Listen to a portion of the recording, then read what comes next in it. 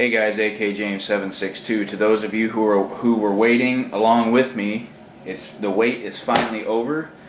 I got my Citadel 1911, and I've been screwing with it ever since I got home. I cleaned it up. This thing was in one of those thick, like VCI type bags, and it was folded over. You open it up, and the whole gun is like smeared and coated in cosmoline, kind of like a Mosin, or one of those unissued SKSs that you get.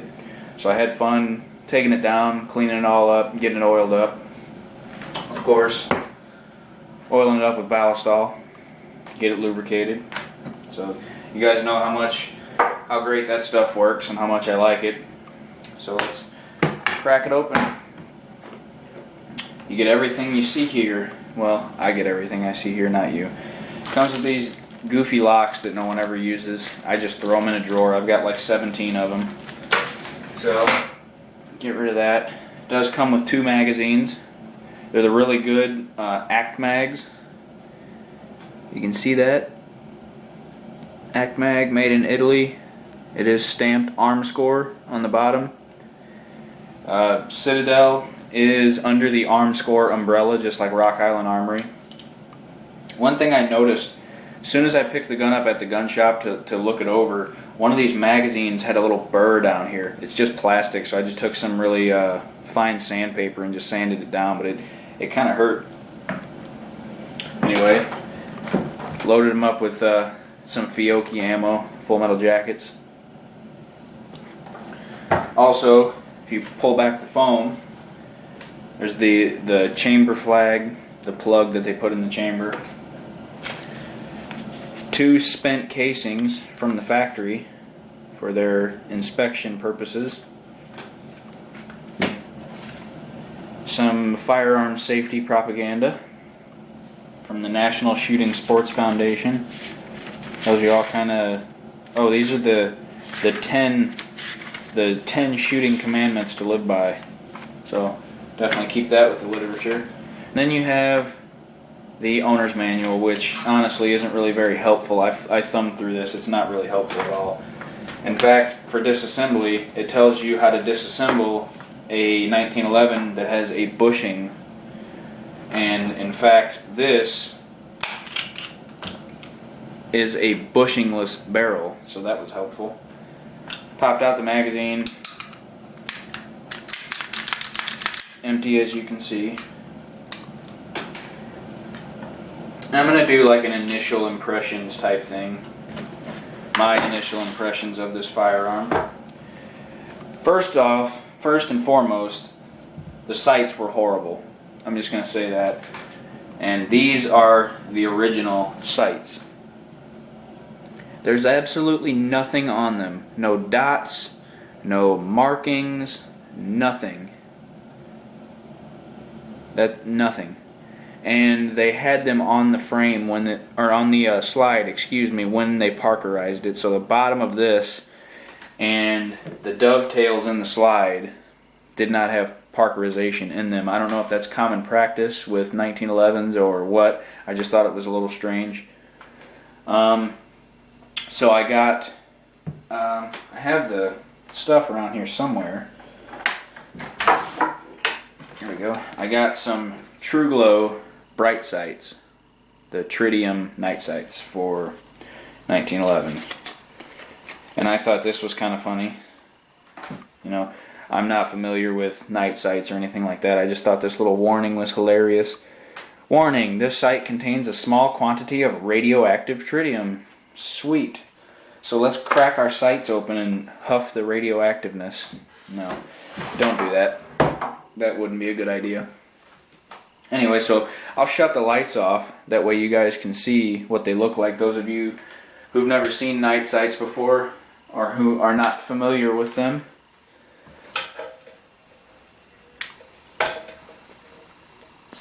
There you go. Try to get it in the middle. It's goofy trying to aim a gun in a camera. Well, anyway, you get the gist of it. What you get is what you see, or what you see is what you get, basically. I tried them. It's dark here, and I walked through my home with the lights off and everything, and they work pretty good. They're definitely good. The only thing is, in the instructions for those night sights, their half-life is about 12 years. So after about 12 years, the brightness starts to dim down a little bit, and they would probably need to be replaced. Takedown was pretty simple, pretty self-explanatory for 1911. I will probably do a disassembly video though, just for those of you who watch my channel who are not familiar with 1911s. Like I said, had a lot of cosmoline on it. So what I did when I took it apart is I basically took a toothbrush and some ballistol and stuff like that, and brushed all the railings and everything like that, brushed the whole inside, all the stuff, and then I gave it a little bead of ballistol down the rails, just for it so it can glide smooth. It's pretty smooth. It was a little stiff when I first got it, and I'm like, oh man, that's going to take a little bit to get broken in, but it shouldn't really. That's the only issue that I see with this gun, is the beaver tail, the grip safety sticks. And that's kind of concerning. Like when I cock the hammer back, well, maybe not. There we go. Sometimes when I rack the slide, the grip safety sticks. And I looked at the hammer, and the hammer is kind of off to the left a little bit. But then when you drop it, it's fine. So I'm definitely going to have to break it down again, and I'll break down the frame and take the grip safety off and make sure nothing's, sticking or something like that. Maybe the cosmoline's causing it to stick. See, it's stuck right now too. You just push up, that's fine. So that's something I'm going to have to look into, because that's part of the safety features of this gun. So, but your number one safety should be the safety between your ears anyway. Speaking of safeties, this gun has 3. Obviously, you're aware of the grip safety. There is a thumb safety that can only be engaged if the weapon is cocked. That's your thumb safety. Also, there's a half-cock safety. For those of you familiar with lever guns, on a lever gun, lever action rifle, half-cock. Thumb safety is not on, and you can't pull the trigger. So, half-cock safety on a pistol. I'm not sure if all 1911s have that, but this one does. Another thing I noticed when I watch, because when I go to buy a gun, I do a lot of research. I watch YouTube videos, I read reviews on websites, I read information, things like that. And every single Citadel 1911 I've seen, full size or compact, has that trigger that has the 2 rectangles in it. It's their factory trigger. This gun has an adjustable trigger from the factory, which is awesome. You can adjust the screw, and from what I understand, it adjusts the take-up and the weight of the trigger pull. I'm not 100% how to use this, but I will definitely do my research before I screw with it.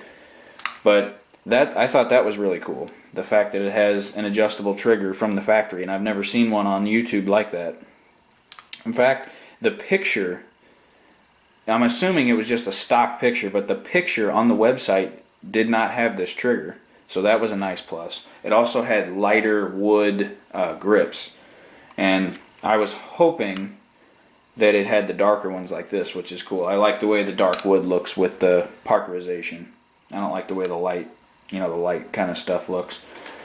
But from what I understand, I'm told this is a bull barrel.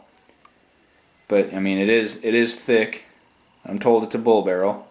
Well, just for comparison, let me grab my High Point 45. That's the only other 45 that I have, and we'll compare the barrel sizes.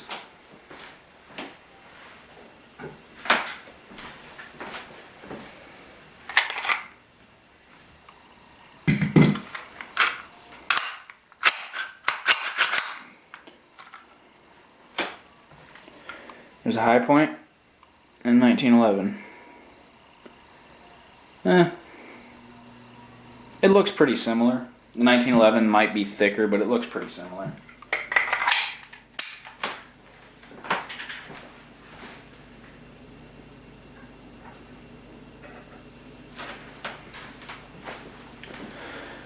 Well, I mean, other than taking it to the range, this is just my initial impressions, unboxing it, cleaning it up, everything.